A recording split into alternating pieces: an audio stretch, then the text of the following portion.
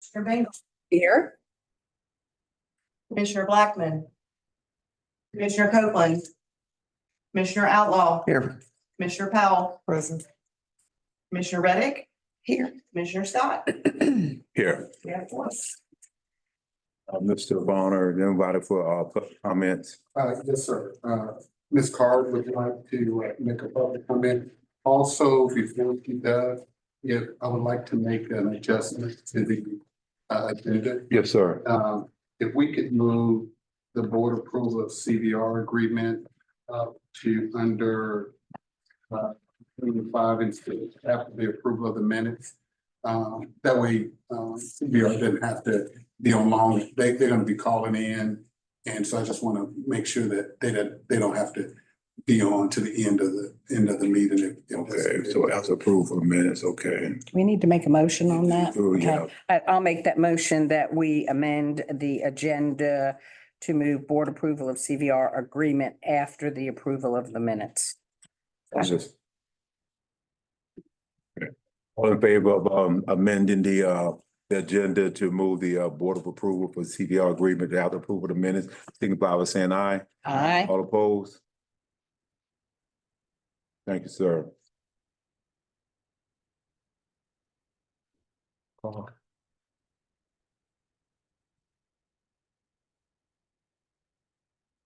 Yes, good afternoon, Board of Commissioners, thank you for letting me speak. I have a question about the minutes.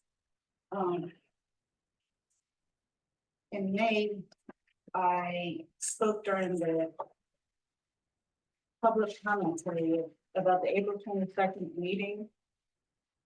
And I questioned whether Chairman Blackman and Chairman Scott were present.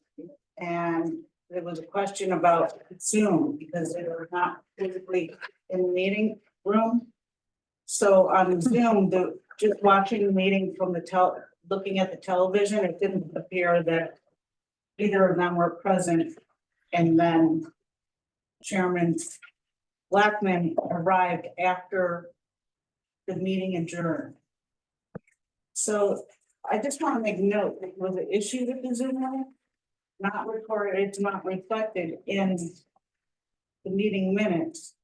And I just want that for the record because the meeting minutes say Ms. Card stated that the April 22nd minutes that were approved reflect that Sarah Scott was present after roll call via Zoom, okay?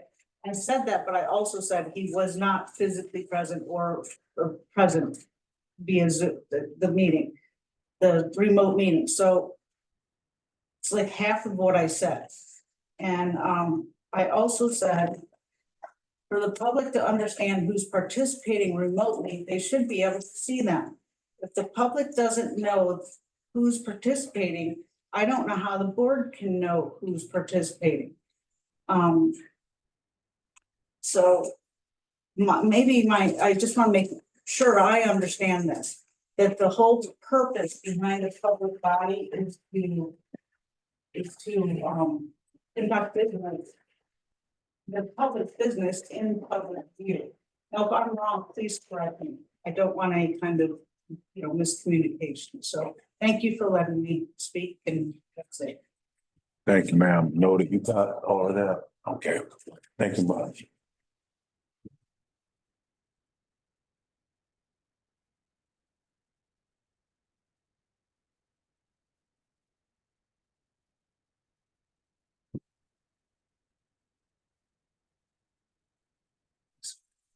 Approval of minutes, take time to review the minutes if you have not already. Already have one area that needs to be made. And I've spoken definitely about it, reference me being present, I was on Zoom. Right. Yeah, but she will amend that. Yeah, I fixed that one. That's the only note that I had as well.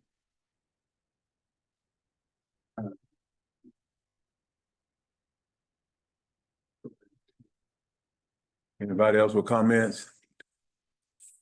Questions about the minutes besides the correction that need to be made? About the attendance, about the presence on Chairman aisle? Make a motion that the minutes be approved with Commissioner Powell's amended correction. Second.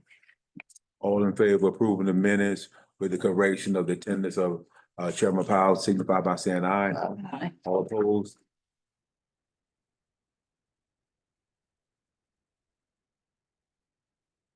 This is where you want to do the or the on. No, that's. Yeah. Trying to get her.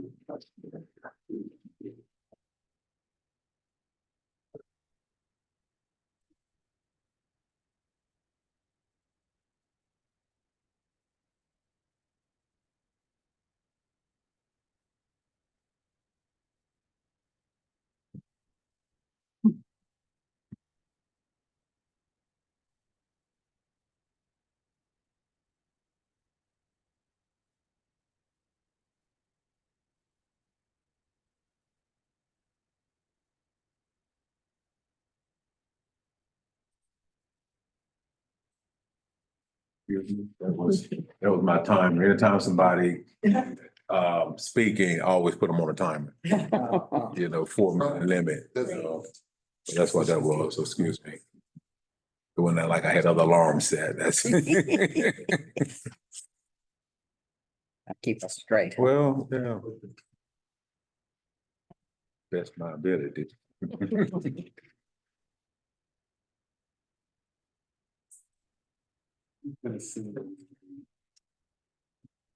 No.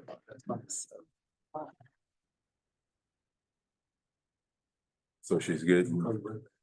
Yes, sir. Just give me one quick. Okay. sec.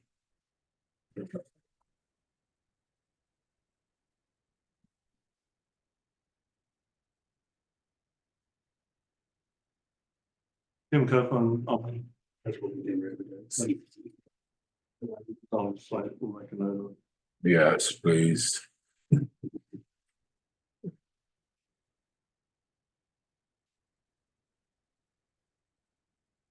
While she's busy handling that, you'd like to introduce us to whoever that is you got there? Email. I know. This is Agape Adams. Agape was referred to us by Isaiah and some other people in the community that knew Agape.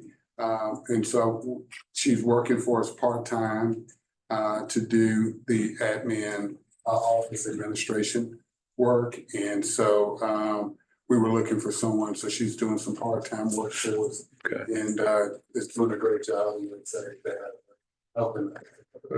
Well, welcome aboard. Okay. Thank you. We'll so much. not try to run you off, but high expectations. While she's doing that, I also wanted to make you all, as we talk about the finance committee, the finance person is out today. Okay. We'll talk about that a little later, Okay. but they're out today. And so I want Commissioner Binger especially, we accept the information today as information. BDO is in the process of making sure they have several housing agencies that they work with that are June financial ends. So they have to have their reports in the HUD by the end of August. And with the finance person being out, they were unable to be able to make the call in the meeting today. So that's why we just want to get the information that you got for June as information. Okay. And then we'll catch up, we'll catch up next month for the July through August finance packets. I think I have a finance committee meeting with BDO. Okay, so I just wanted to make you all aware. So today, it's. So we would have 3 months of information, then we'd have June, July, and August. Okay. Yeah, even though June now, but we'll have more detailed in the Right. finance committee meeting for June, July, and August. At that time, they'll catch us up, and I'll explain a little bit more later. You got it, too. Okay, Melanie is on. Did you get this? Melanie? Hello, everyone. Hey, sorry, the prior links didn't quite do the trick, but this one worked great. Thank you. Yeah. Jim, I don't care. Commissioner Copeland, can you hear us? There you go. I'm here now. All right. All right. I don't understand. I thought this was supposed to have been resolved. It was. It will now. Wow. She understood. We know what transpired. It was both links, this one and the finance committee. And, so we got it. All right.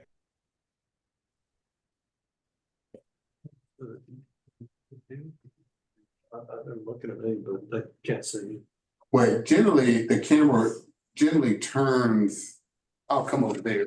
The camera generally turns by whoever's talking and it just. I can see, I think Jamie Norman, but I'd rather see other people. All right. All right. Melanie, Commissioner Scott, Melanie is on from CVR.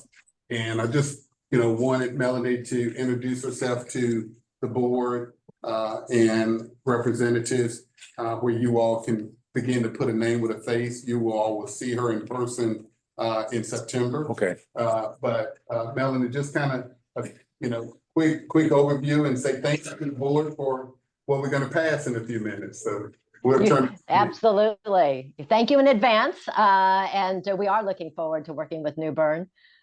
Just a quick, try to stick to the elevator speech. My personal history is I've been in the affordable housing business for 38 years. I've done a stint at a large housing authority. I did a stint at the HUD public housing front office for a couple of years. And now I've been with CVR for going on my 8th year. CVR Associates is the largest consulting firm that specializes in housing authority work. We do work directly for housing authorities as well as for HUD on behalf of housing authorities. So HUD also hires us to do work at housing authorities. And we have a special team that works on choice neighborhoods. We so far can proudly state that all of the choice neighborhood implementation grants we've applied for, we've been successful.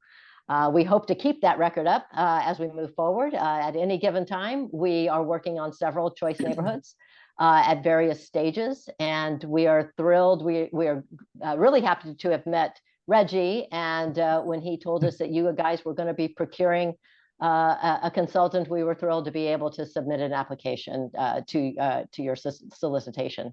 Again, thank you. I'm happy to answer any questions. Been doing choice neighborhood work since its inception, as well as the predecessor, which was Hope 6. So I've done it for a while, and happy to be working with you all.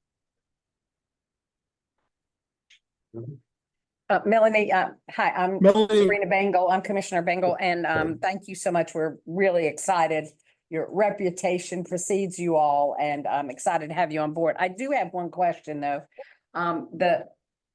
What is the need for the transportation plan update, and why is it so cost heavy? And the reason I'm saying this is we have the former mayor of New Bern sitting at our table, who was a commissioner, as well as myself, who was an alderman. And we, have the original, the plan that we did, and we actually carried that to HUD and had HUD look at that and work with us, and they said it was shovel ready. They were very pleased with it. The problem was we couldn't do the application process because we couldn't get the housing authority on board at that point. So I'm just concerned, or I'm questioning why that and why it would cost as much to do that if we've already got a plan in place. Yeah, that's a great question, and it's the quick answer is, and I'll go into some more detail. The quick answer is because it's 10 years old, and once you're at 10, any aging of your transformation plan requires updating. So, for instance, you've got a lot of partners that were listed in that transformation plan. How many of them are still able to come to the table, make the same commitments? Will you be able to still have the same folks participating and leading in the people portion, the neighborhood portion? I presume you have very different people in some of the seats at the city.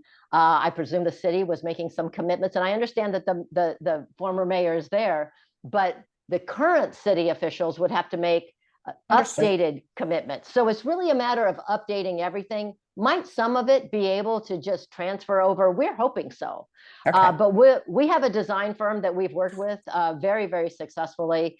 Our intention, they were in our proposal. They're called UDA, Urban Design Associates. They will come in. They've already read the transformation plan. They've done a lot of work in flooded areas. So that's another key asset that they bring to the table. But it's really a matter of revisiting. It will have to be much of it rewritten, but much of it can be still kept as long as the premise is the same. I think it's also important to say that because your needs assessment was 10 years old, that's going to also have to be completely redone.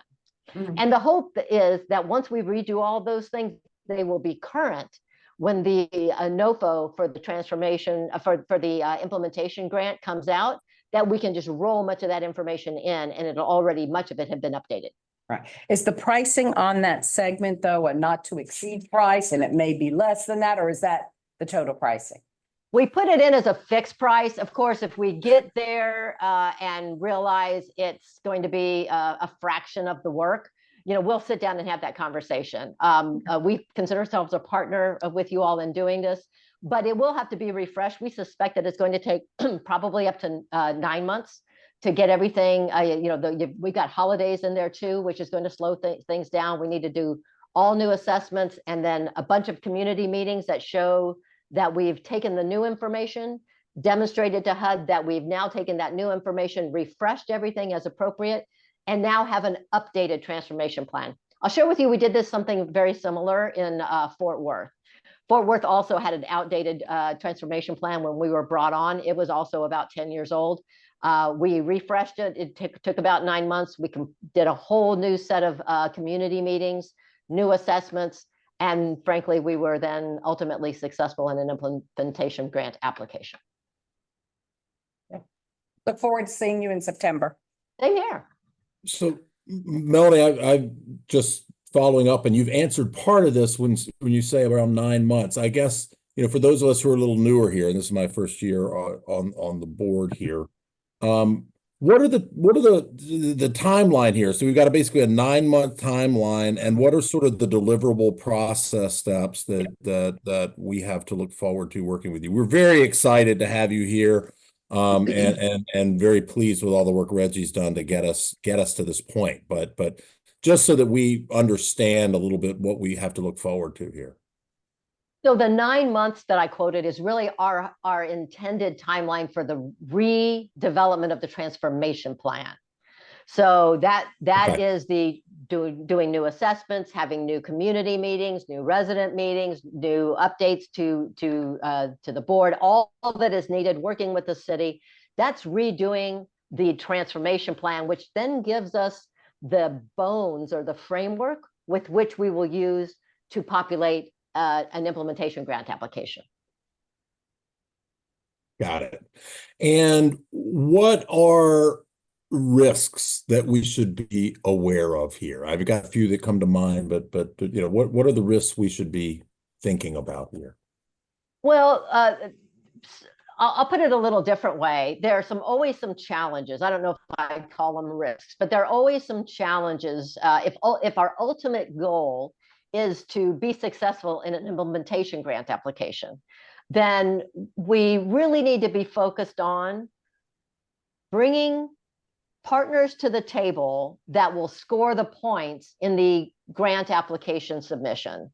So that means, do we have the right housing lead? So that's going to be a developer that has mixed income experience. If they have choice experience, that's great.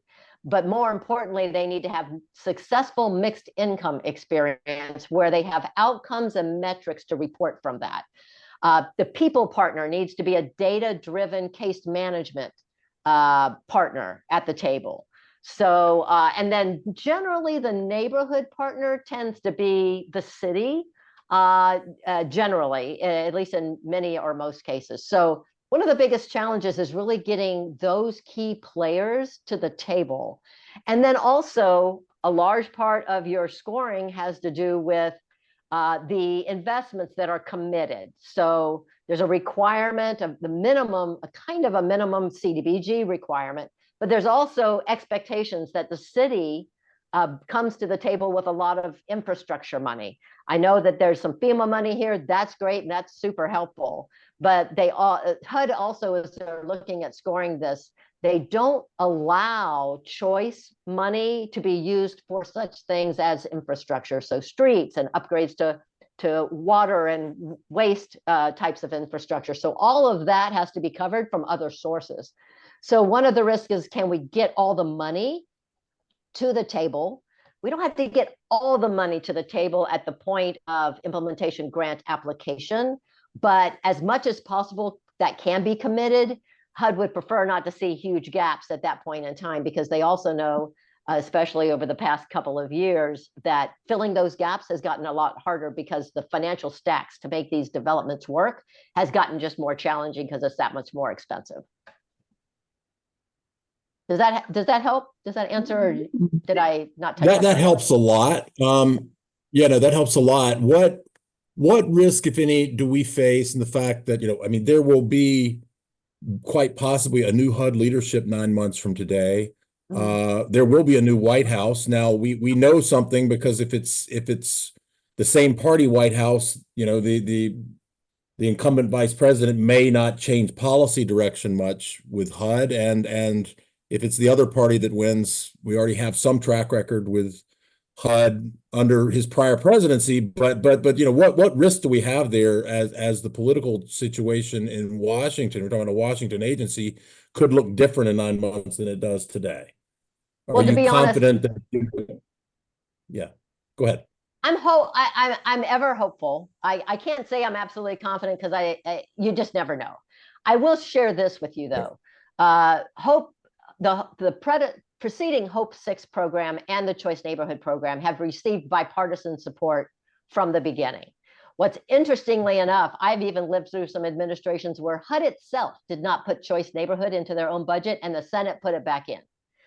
So it has been a popular program to revitalize neighborhoods with preceding administrations for the past several decades.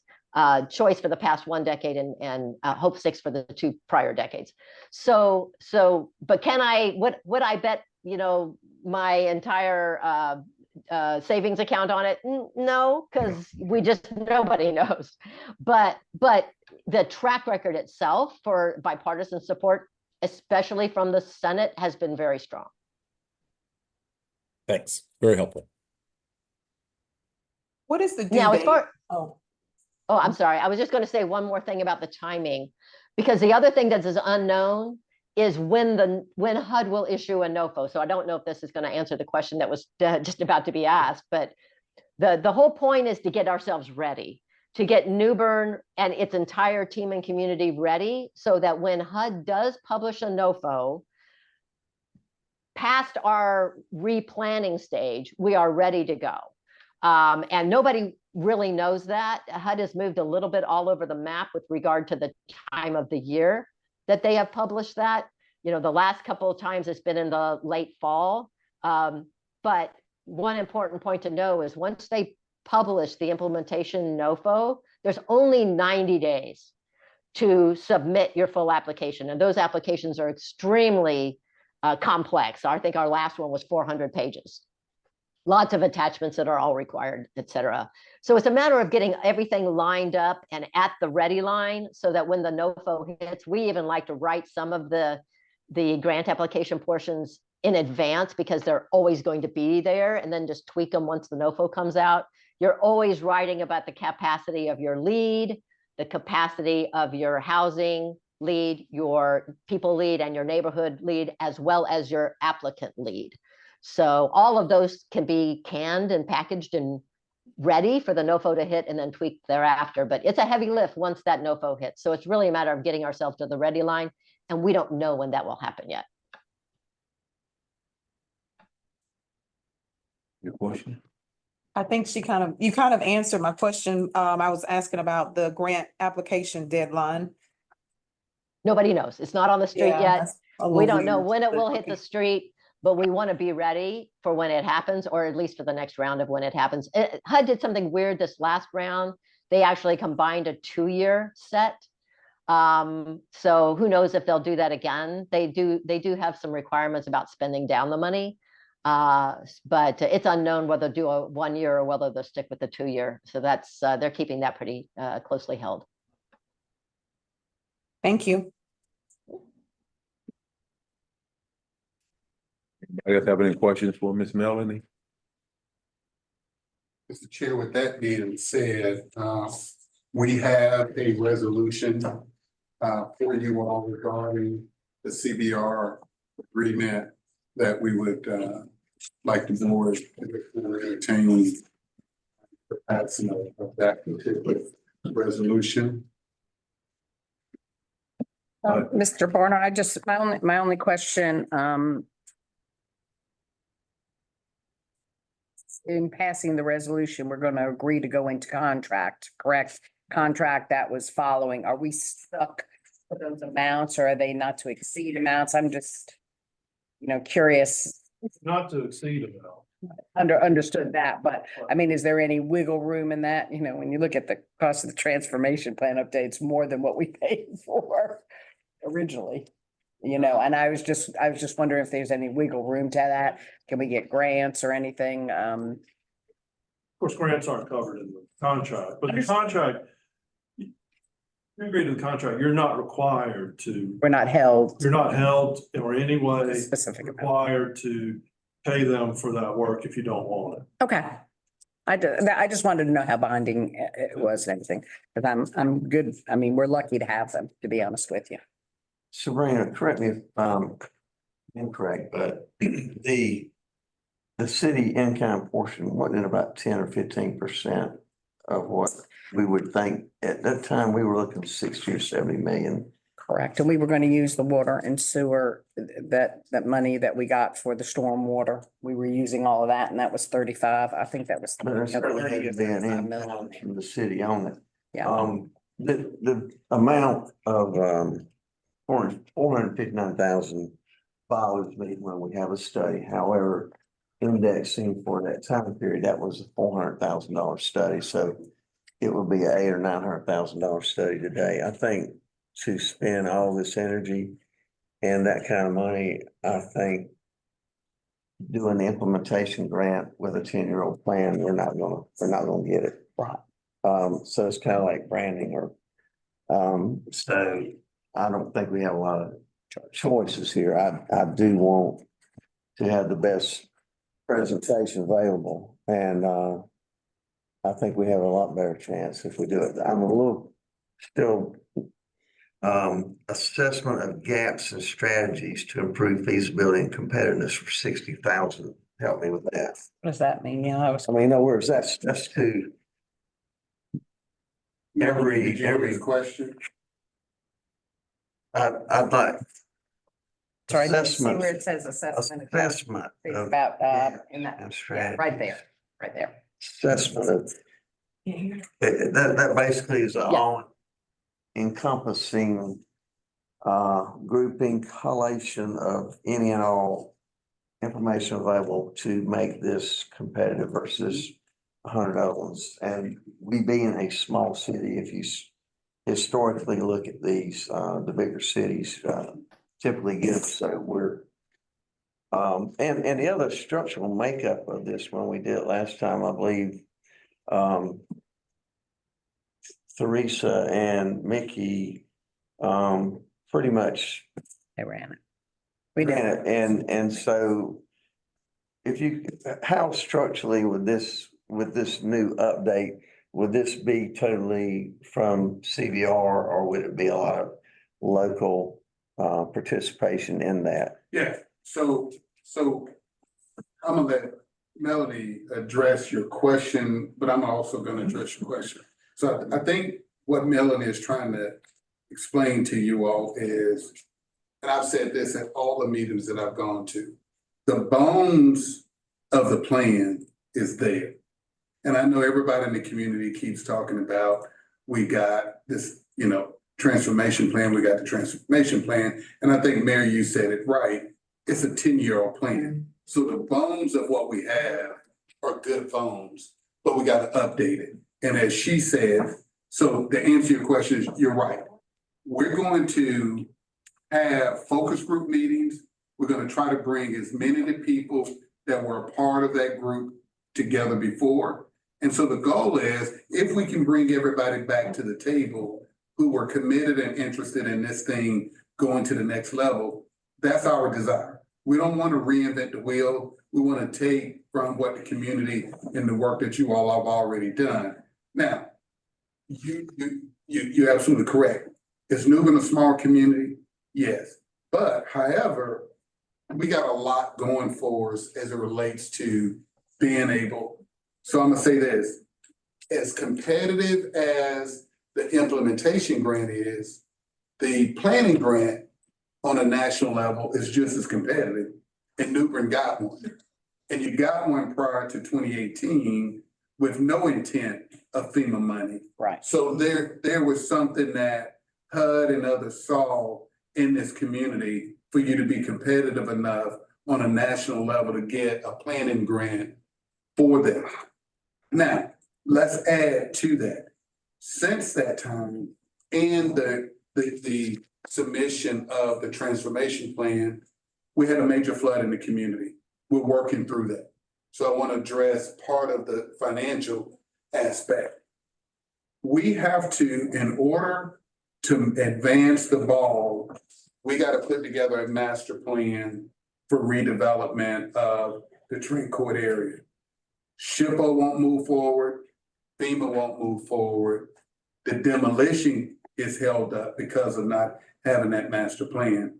So the combination of what we're planning to do is take a combination of the master plan that will be used for the CNI application and the master plan, which is the same, that's going to be used that we submit to FEMA and the SHPO for the redevelopment. So this plan is going to be done to apply for both. FEMA has committed, because of that, we said to FEMA, as you all know, last year, we need funds to be able to do this master plan. FEMA has provided us $8.9 million to do this master plan. This portion to pay CVR to help facilitate that kills two birds with one stone, in the sense that we're getting our CNI done along with our master plan. That's one document. And it's been, for the most part, paid for by the FEMA money. So we're covered there. The gap in the assessments, what Melanie talked about as well, and that's where you all as board members come in. I mean, we got to go into this community, and as you just said, Mayor, we got to go back to the city. City councilman is here. We got to go back to the city and say, city, you all committed funds years ago for this transformation plan that would ultimately be used as an implementation application.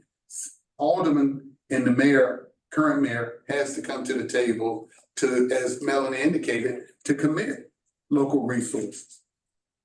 Do we think they're willing to do that to make this project work? We're talking a mixed income, mixed use development for the redevelopment of the riverfront property. So the infrastructure component that she talked about, that has to be a component. That is where the city's contribution does come into play. Then that's where y'all pull as board members. I'm just gonna be candid. That's where y'all pull as board members come in, is you all gotta help carry and lift that load for us to go to the community and say, in order for us to get, as Sabrina said before, if we apply for $30 million in CNI money, and we have $40 million coming in from FEMA, we gotta be able to go to the community and say, are y'all willing to help us get this additional $30 million for 10%, 15% to go towards infrastructure? If they're not willing to do that, and quite frankly, if y'all pool is not strong enough to help facilitate that, then let me be the first to tell you, we throwing good money out of an open window in the wintertime with the heat on. I mean, it's just not I mean, that's what I'm sharing with you. It's gonna take all of us collectively to be able to do that. Do we have the resources to pay CVR and put this great master plan together? Absolutely. But if the community partners, if the neighborhood, if the residents, if everybody locally don't come to the table, CVR can put together the best laid plan in the world. We have the finances now through the FEMA money to pay for it. But if we don't get the local community support, the answer to that is we won't get funded, we won't be competitive. And that's what Melanie is talking about, us going back to the community. And that's why I asked them to come next month, that we can begin to have a work session with you all, a work session with the aldermen. So what I set up to share with you all is I'm submitted to Foster and the mayor to have an hour discussion with aldermen by themselves, with city leadership. Melanie will do a lunch and learn with you all for that hour and a half. And then I'm bringing in community folk to have some initial community folk that were a part of it before, to have some initial. Those are gonna be our kickoff, and then we're doing tours. So we're setting up 3 different groups to have that, because I want them to lead, and I want the aldermen, I want community leaders, and I want you all to be able to walk away after the 10th and 11th and know what it's going to take in order for us to be successful. Then we have a roadmap to get there. Because what I don't want to do is get down the road 9 months from now, and we're wondering if community folk and the aldermen are committed to helping us get this money. Because we're gonna pay, you're right, we're paying a good penny. Here's to be clear, FEMA has given us $8.9 million to put together this master plan for redevelopment. So they're committed. We fought for it. Y'all asked me to do that. We fought for it. Sabrina's been on the calls. She knows what we've taken to get this funds. So we have the resources now to do it. So I'm just sharing with you, that's ultimately you all where we are. And they're the right professionals. There's no doubt about it. They are the right professional group to lead this that we might not have had in the past, because it was only 400,000, So this is good. I'm good with everything. I know when you Motion. first got here, we talked a little bit about it, and we were trying to enumerate the number of projects in New Bern that we did have to have a certain legitimate number of projects. Could you just quickly go through some of the major ones that we're planning on incorporating in this? So again, That's what they're gonna find out. Yes, but as I said, the bones, we're taking truly, Mayor, we're taking, and I've said this since I've read it, the transformation plan is excellent bones. Everything that you all identified, I love and I like. Now we just gotta be able, and that's what Melanie is saying to Sabrina, your question. We're gonna take that, and that is our focus. That is really those sites, those properties, because to be very candid with you, 10 years later, everything y'all identified then ain't been built. Excuse my grammatical regression. Well, and then we're gonna have the Stanley White Center, which we didn't even think about 10 years ago. I'm asking, we're 10 years out from when the congressman came down. We had a little get together in the office at New Bern Housing Authority. So we're only 5 years away from Craven Terrace coming back. So does that qualify? I mean, Well, and is that part of this? In other words, I don't want to go spend $800,000 and we don't identify things that by the time we might get the implementation that are coming on the timeline, but are not here right now. Well, so are you going to? yes, sir. So I am only the guide. Facilitator. Okay, so I can give you my experiences and I can give you my thoughts. Here is the reality. And you hit the nail on the head. As part of what we're going to do with the tour, and as part of our discussions with you all, the aldermen and community leaders, is we're going to talk about Craven Terrace, because it is the elephant in the room. But I also know that elephant in the room, there are a lot of people that have a very opinions in this community on what it means And all of those. There's a 2-year stall right there. Well, and that's what I'm sharing with you. Those are real conversations that we gotta have. Now, here's the flip side. To your point, if that is going to stall this process, part of the assessment that we're going to be doing is we can't lose the funding opportunity to save what we don't know, or we're gonna get pushback and fights from the community on craving terrorists. Should we include it? Absolutely. Are we gonna be able to include it? I don't know the answer to that today. But once again, you all, as community leaders and as board members, help us to determine that and advocate that for people within the community, because I'm an outsider. Melon is an outsider. So for us to come in and say, here's what we know experience-wise should happen, I know we're gonna get some pushback. So again, yes, the answer is, do we want to incorporate it and use it? But at the same time, how far are we gonna go before we start losing ground, fighting that fight with people that may not let go of that? Because people, if you think, if we think we have a fight with tearing down trade court, craving terrorists tear down, because I have an opinion. It is horrible. It was a horrible redevelopment. That is my professional opinion. So as part of this review process, we're gonna flush that out and bring you all fact, not fiction, but y'all gotta be willing to. Well, I would be part of the direction of this board to have you go negotiate for us to become the managing partner of project until we get it back. If they would so consider that. Because if you ride by there right now, your benches, boards are broken off of them, the grass is 2 foot tall. I want to get into that right now. Sure. I do have a $10,000 question. Okay. Why do we not hire a Harold Brubaker or a Pointer and Sproul or somebody and get this concrete medallion thing out of the way, i.e. lobbying, because I'm sick of 114 families. That's what we're supposed to be doing here.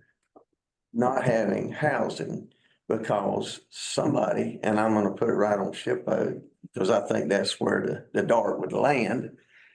Why don't we figure out somebody that can effectively go up there and get SHPO on board? And it might take a lobbying effort to do that, so that we can help 114 people, families that are more valuable to me and should be to the entire city than a bunch of concrete. Yeah. So We gotta prove. So I agree with you, and we will unpack that. Yeah. At the September meeting. So we getting ahead of ourselves. No, So at this point, do you need a motion?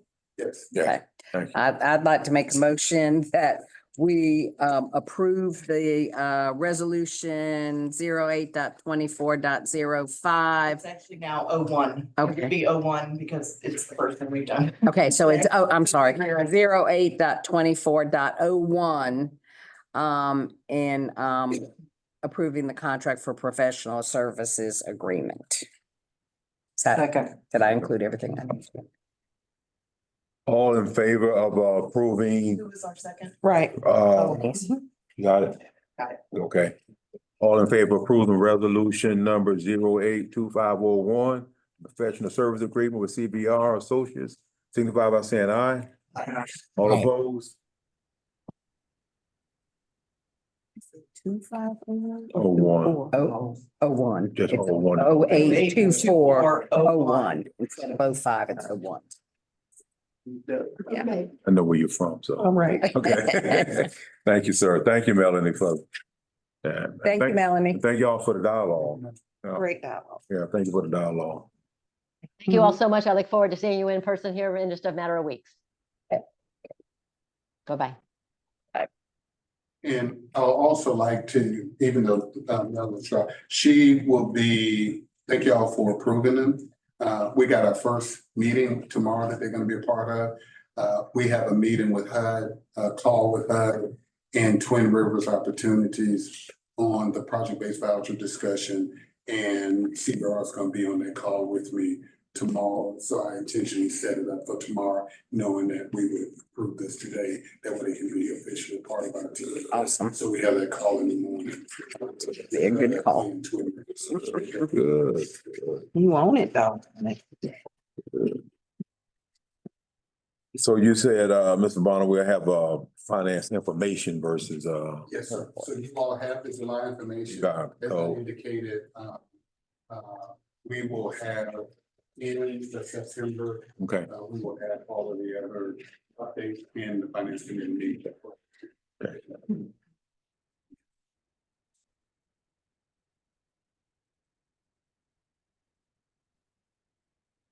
We'll have the executive director's report. So the biggest thing and one major thing that I want to share is to kind of give you an update on FR Danish review.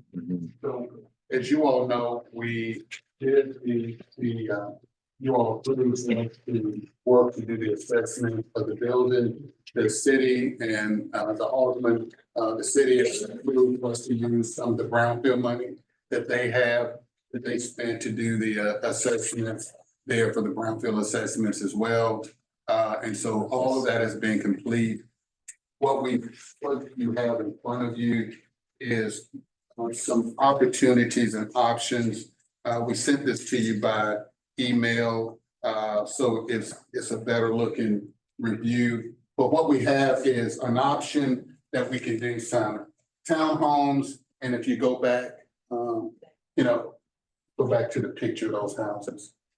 So what the architect did is using the historical community kind of houses that already exist. What they're basically, not, again, they'll be updated, but that gives you an example of what we are talking about, is that if we took. The ebb and flow of the street. Yeah, It's what- it would take something similar to that. Now you can go up to. So what we did is so this is the current footprint of the school. And so as you see from there, we got the footprint of the units there. We have the additional, so on West Street, we could do some townhomes there, similar to those houses. They're kind of like row style houses, but upstairs and downstairs, continue to go on. Then the other part is, besides those, we came up with some connected attached townhome designs, which gives us a little bit more unit mix, being able to facilitate there. So that way we would still have units here and then additional units there. The footprint would generate the total number. So the number of spaces, Yeah, is it 12 of the townhouses? it's 12 townhouses and then it's about 20 something units within the school building itself. So we'll end up somewhere at the least amount is about 28 units till about 30 units to be able to take the old school, do some units inside the school, and then build either some row houses or some townhomes on the West Street side. So wanted to be able to just bring back to you all. I'm going to talk to the school district, be able to share a little bit of information there. Again, our intent is to see how interested the school district is in working with us, because right now the school is just sitting there and it's falling apart. And naturally, we're not going to pay a whole lot for it. So we want to negotiate with the school to see if they can be able to provide the school as a contribution. We're going to be going in for the most part. We want to keep the shell of the existing school and then take the land and build some new units there.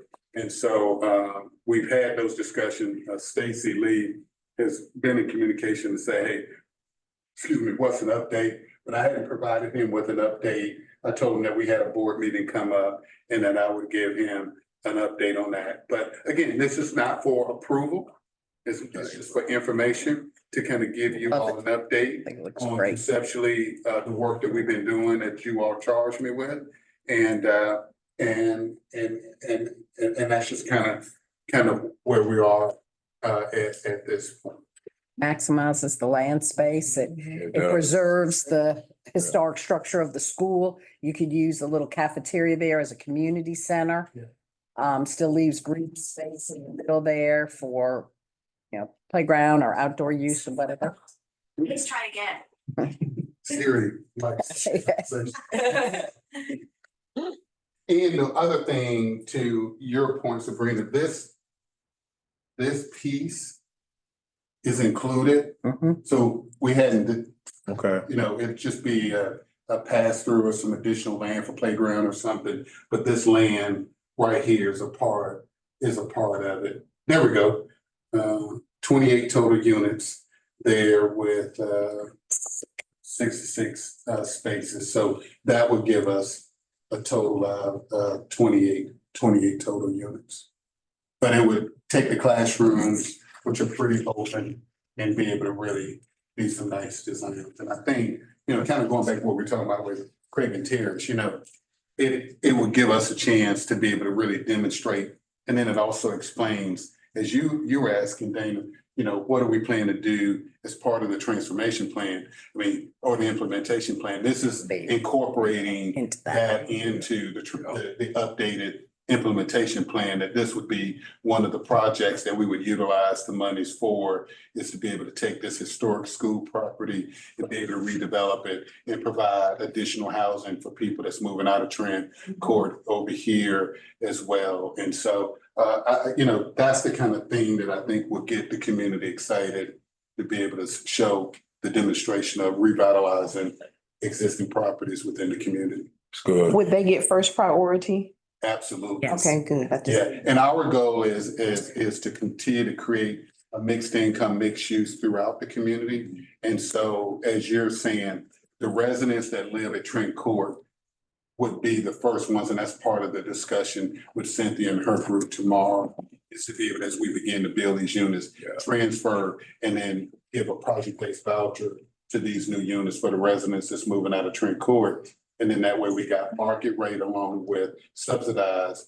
Nobody would know the difference between the two, but their residents would not be paying any more than the rent that they pay on their units now for these brand new units. That is awesome, and psychologically, one thing that's really powerful about that's less than an 8 to 10 minute walk from where they are now. Yeah. That kind of plays into people being open and receiving to what's Right. taking place. Yeah, and I think to Dana's point, I think, as we lay out these plans and we're able to get the resources and we begin that redevelopment, and whether acquiring property or building new property, it will begin to dissipate the resistance that we get from people. If you said, hey, in 5 years, we need to look at demolishing, Craven Terrace. I'm just using that as a Right. discussion point. But if you see progress, Mhm. people hear it. Open. But I think when they start to see, the Mhm. housing authority is really serious about doing quality housing. Because some people feel like, because low wealth, I don't say low income, because low Yeah, wealth yeah, units are yeah. in there, that those units need to be substandard. And that's not what we're talking about. Not We're at talking all. about building high quality units that are sustainable, that have design characteristics that everybody can be proud of, and that's not. Today's families and the use of Exactly. families, not the way it was. That's right. 8 So, I mean, you years gotta ago. keep in mind, HUD did not consider, HUD was created in 1937. HUD did not consider until 1994 air conditioning units in public housing as a need. Prior to that, they looked at it as an amenity, a luxury.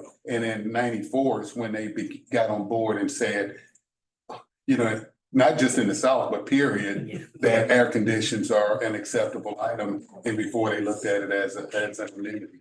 In fairness, up until 1994, the University of North Carolina at Chapel Hill did not consider residential dorm air conditioning. I was there. I grew up with a Go Pirates. That's right.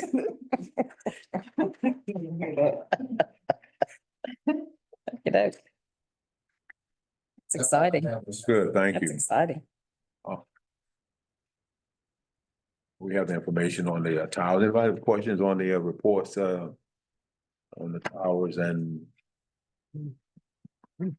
Things are going well. You know, naturally, I won't say well, I mean, naturally, we have day-to-day issues Right. and meeting with residents. But I will share with you all that what you all allowed us to implement at the first of the year with moving forward with those tenants that owed money. It has really served as an impetus to get people on the right foot. And Pam has said, I can't approve it. You got to go see Mr. Barner. The judges have said it's up to them to accept it or not. And I can tell you, we have not had to evict anyone for not being able to go to family members, go to community folk. Well, no, let me go back. There's only one person since January that technically we had to ultimately evict because they just did not. Otherwise, those back payments, people have done what they needed to do to go find their money and become current. So I appreciate y'all willingness to do that because, you know, I knew politically we would get pushed. How are we doing on the work orders? Because I noticed, you know, some of the things are, you know, I'm starting to see some outstanding things, but I didn't know with some of the changes we've had in maintenance, how that's. It's the work orders really are going pretty good from that perspective. We've been a little bit more diligent in being able to get the work done and how we get the work done. Outsourcing more, we're finding. We're not. Okay. You know, we That's good. only on big projects. What we've explained to people is HUD allows us 21 days to do routine work orders, and emergencies naturally have to be done within, you know, 24 hours. So we got a little bit of time to be able to do that. So, you know, when they'll say, well, Mr. Barner, you know, I need to come in on Saturday. No, you don't. We're not paying overtime for that. I'll see you on Monday morning. You know, we're not in that free fall on overtime or work orders in that way. You know, you get it done through work hours. And so we're seeing a change in the mindset. So even with the person that was over maintenance leaving that open right now, we've had a good run with the current staff and them understanding how we're changing things, and that goes a long ways as well. We're in the middle of a reapplying for the Ross grant, and on Friday at the, what's the name of the museum?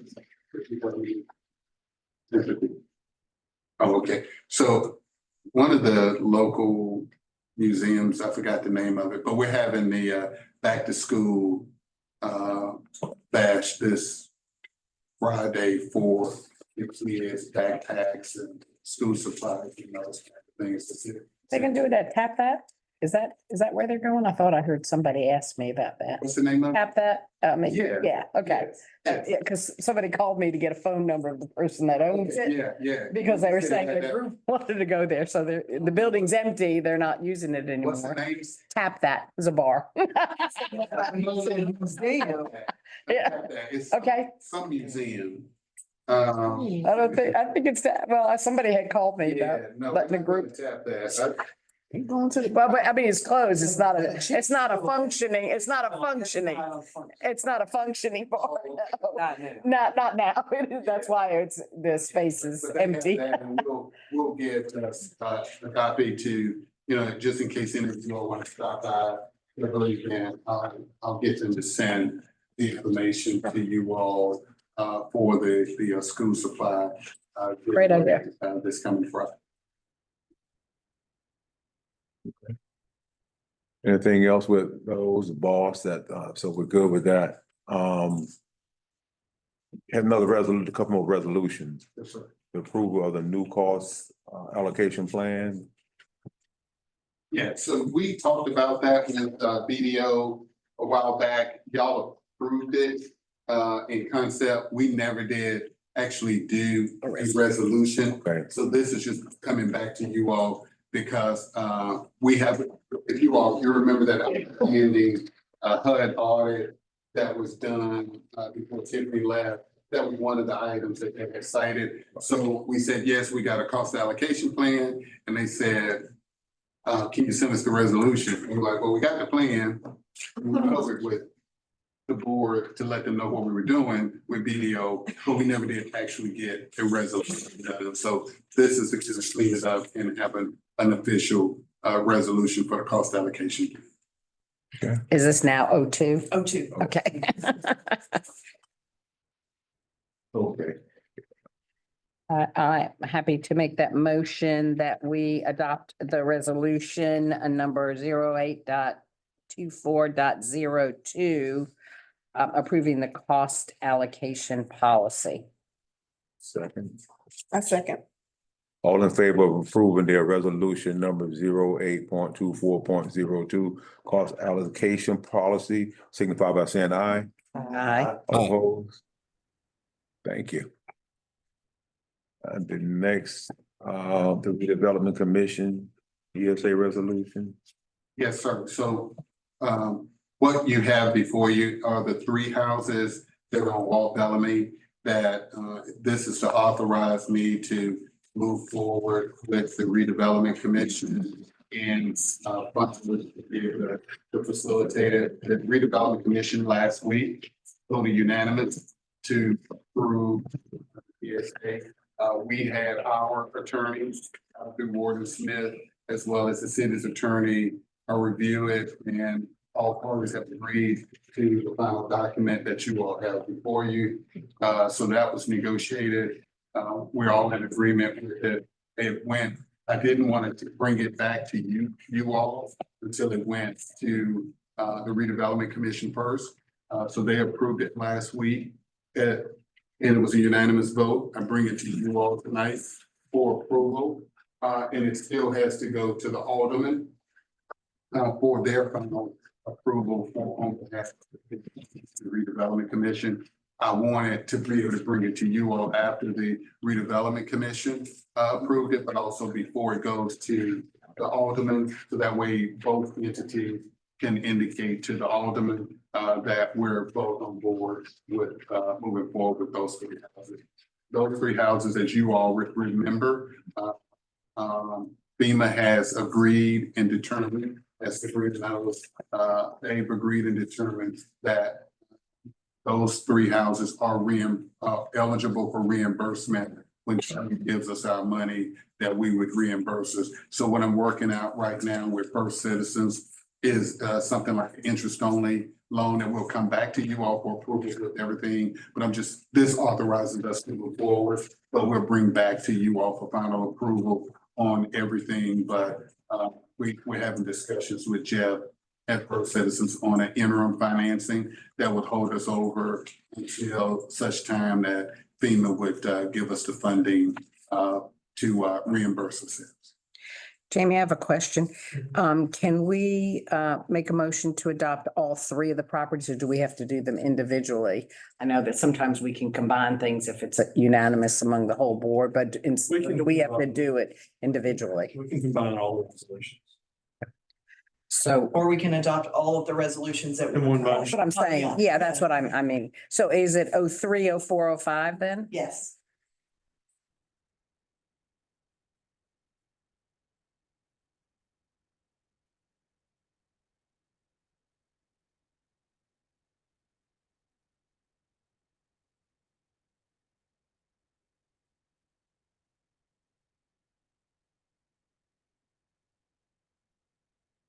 Make that motion, or you want me to make it? Entertain a motion to approve the resolution of the purchase of the properties. Resolution number 08.24.03, 1.04 and 0.05. So Second. All in favor of, signify by saying aye. Aye. All Aye. opposed?